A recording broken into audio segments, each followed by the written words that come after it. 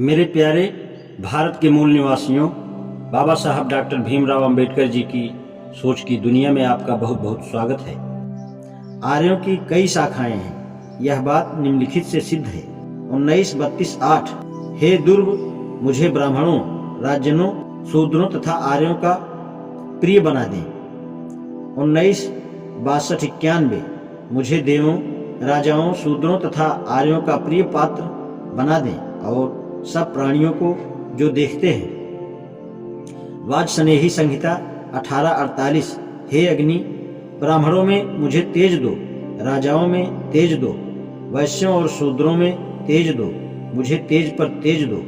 वाजस्नेही संहिता 18 और 17 जो पातक हम दोनों ने यज्ञ करने वाला तथा उसकी स्त्री गांव में, जंगल में, सभा में अपनी इंद्रियों द्वारा आर्यों तथा शूद्रों के प्रति किया हो उसको नष्ट करो। वाजस्नेही संहिता 1848 हम लोगों को, ब्राह्मणों को, राजजनों को, शूद्रों को तथा आर्यों को आशीर्वाद देते हैं, शत्रुओं को भी आशीर्वाद देते हैं। हम देवों के और दक्षिणा देने वाले के प्रिय पात्र बने और हमारे शत्रु हमारे अधीन रहें।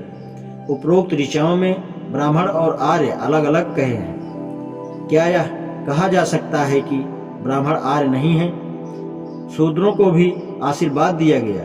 यदि शूद्र अनार्य होते तो क्या ऐसा आशीर्वाद दिया जा सकता था? इन सब ऋचाओं से यह नहीं कहा जा सकता कि शूद्र अनार्य हैं। शूद्र धर्मसूत्र तथा वाजस्नेही संहिता के बारे में यह कह देना उचित है कि ये सब उन लोगों के लिखे हुए हैं जो शूद्रों के शत्रु हैं।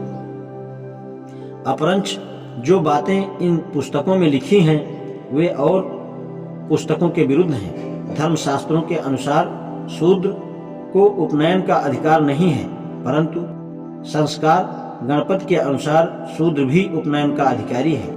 मैक्स मूलर इन एक्सिएंट संस्कृति लिटरेचर 1860 पृष्ठ 207 धर्मसूत्रों के अनुसार शूद्रों को वेदाध्ययन का अधिकार नहीं है, परंतु छंदोग्योपनिषद 4:1-2 में जनश्रुति की कथा है। जनश्रुति शूद्र तथा, परंतु उसे वेद रैक ने पढ़ाया। इससे भी बड़ी बात यह है कि कवश ऐलूस शूद्र थे और ऋषि थे। उन्होंने ऋग्वेद के 10वें भाग में बहुत से मंत्र रचे। मैक्स मूलर एक्सिएंट संस्कृत लिटरेचर 1860 पृष्ठ 58 धर्मसूत्रों का आदेश है कि शूद्र यज्ञ का अधिकारी नहीं है, परंतु जैमिनी रचित पूर्व मीमांसा में बदरी का ऐसा मत है कि शूद्र यज्ञ का अधिकारी है। उद्धृत है भारद्वाज श्रौत सूत्र में 5:28 में कहा गया है कि यह भी मत है कि शूद्र यज्ञ में 3 अग्नि जला सकता है। इसी प्रकार कात्यायन श्रौत सूत्र में भी टीकाकार ने कहा है कि कुछ वेद मंत्रों के अनुसार शूद्र को भी वैदिक संस्कार का अधिकार है। धर्मसूत्र में शूद्रों को सोमपान वर्जित है, परंतु आश्विन की कथा से स्पष्ट है कि शूद्र को भी सोमपान का अधिकार है। सुकन्या नामक युवा स्त्री का विवाह अतिवृद्ध च्यावन ऋषि से हुआ। एक दिन सुकन्या को नग्न स्नान करते हुए अश्विनी कुमार ने देख लिया। उस पर मोहित होकर उन लोगों ने सुकन्या से कहा, हम दोनों में से किसी एक को वर चुन ले, अपनी जवानी बर्बाद ना कर। सुकन्या ने जवाब दिया कि मैं प्रतिव्रता हूँ, ऐसा ना करूंगी। तब उन लोगों ने कहा कि हम देवताओं के वैद्य हैं, यदि तू हम दोनों में से एक को पति स्वीकार कर ले तो हम च्यावन ऋषि को पुनः युवा बना देंगे। सुकन्या ने यह बात अपने पति से कही।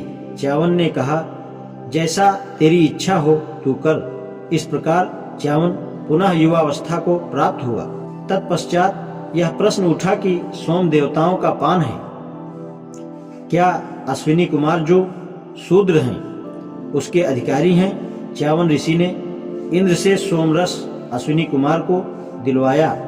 फॉसबॉल इंडियन मैथोलॉजी पृष्ठ 128-134 एक और कारण है जिससे धर्मसूत्रों की यह बात की शूद्र अनार्य हैं नहीं माननी चाहिए।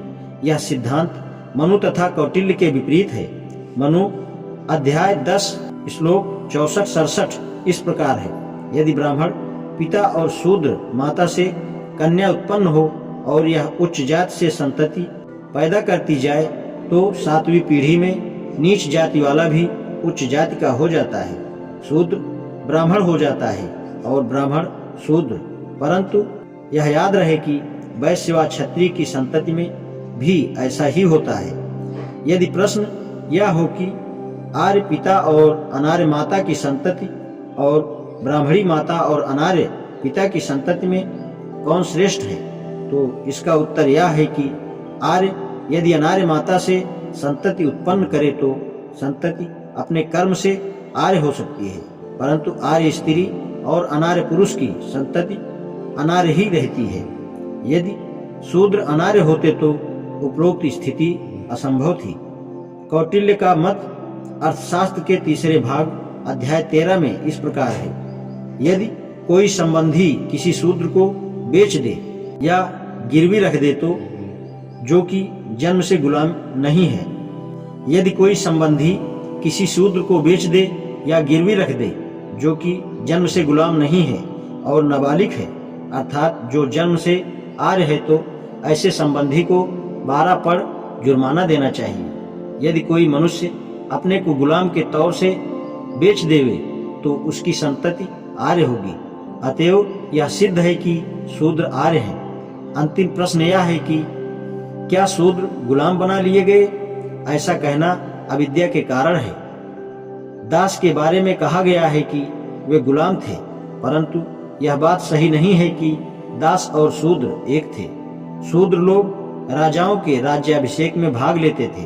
उत्तर वैदिक काल में प्रजा राजा को राजमुकुट देती थी। प्रजा के प्रतिनिधि रत्नी कहलाते थे, क्योंकि वे रत्न जो द्रव्य तथा राज्य का चिन्ह है अभिषेक के समय राजा को देते थे। रत्न पाकर राजा रत्नी लोगों के घर जाता था और भेंट देता था। यह बात विशेष ध्यान योग्य है कि कम से कम एक रत्नी शूद्र अवश्य होता है। जायसवाल हिंदू पॉलिटी 1943 पृष्ठ 200-201। नीतिमयूख के रचयिता नीलकंठ ने बाद के समय के राज्याभिषेक का वर्णन किया है। वह इस प्रकार है। 4 मंत्री अर्थात ब्राह्मण, क्षत्रिय, वैश्य तथा शूद्र राज्याभिषेक करते थे। तब प्रत्येक जाति तथा वर्ण के प्रतिनिधि राजा पर पवित्र जल डालते थे। तत्पश्चात द्विज लोग जय जयकार करते थे। हिंदू पॉलिटी जायसवाल 1943 पृष्ठ 223।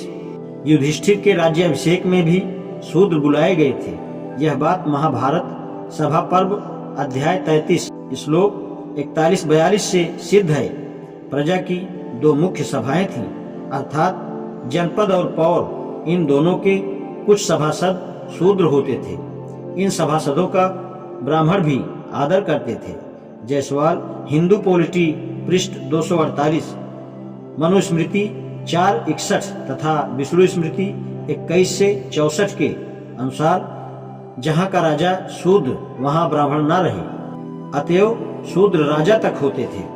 महाभारत शांति पर्व में युधिष्ठिर को राजनीति का उपदेश देते हुए कहा है कि तुम्हारे मंत्री होने चाहिए 4 ब्राह्मण जो वेद विद हों, 8 क्षत्रिय जो बलवान हों, 21 वैश्य जो धनी हों, 3 शूद्र जो शुद्धाचरण के हों और 1 सूत जो पुराणों का ज्ञाता हो। इससे सिद्ध होता है कि शूद्र मंत्री भी होते थे।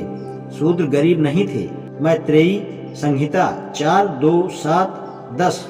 पंचविश ब्राह्मण 6:1-11। ऋग्वेद 7:8, 6:7, 8:19, 36, 8:56-3 से ज्ञात होता था कि आर्य भी गुलाम होते थे।